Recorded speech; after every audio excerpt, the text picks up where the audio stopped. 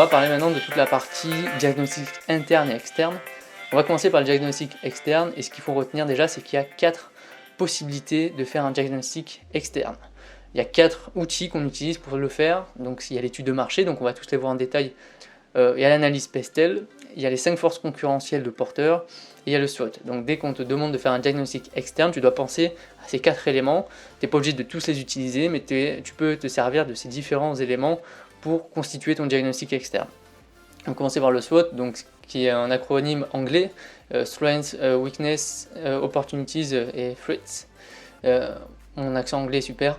Alors, vous avez une partie interne, diagnostic interne, donc c'est les forces et faiblesses de l'entreprise. Donc si on te demande de faire un diagnostic normal, tu peux faire ça, force-faiblesse, diagnostic interne. Si c'est un diagnostic externe, évite de le mettre parce que ça se rentrera dans l'interne. Donc là c'est vraiment quelles sont les forces de l'entreprise, qu'est-ce qu'ils font, quel est là un avantage concurrentiel, mais quelles sont les faiblesses, qu'est-ce qui fait qu'elle perd quelque chose derrière, qu'elle perd de la valeur derrière, donc ça c'est les faiblesses. Et vous avez le diagnostic externe aussi, donc là c'est la partie externe du SWOT. Quelles sont les opportunités sur le marché, quelles sont les menaces de l'environnement qui sont autour de l'entreprise. Donc le SWOT, ça prend à la fois l'interne et l'externe, c'est souvent une synthèse de notre diagnostic.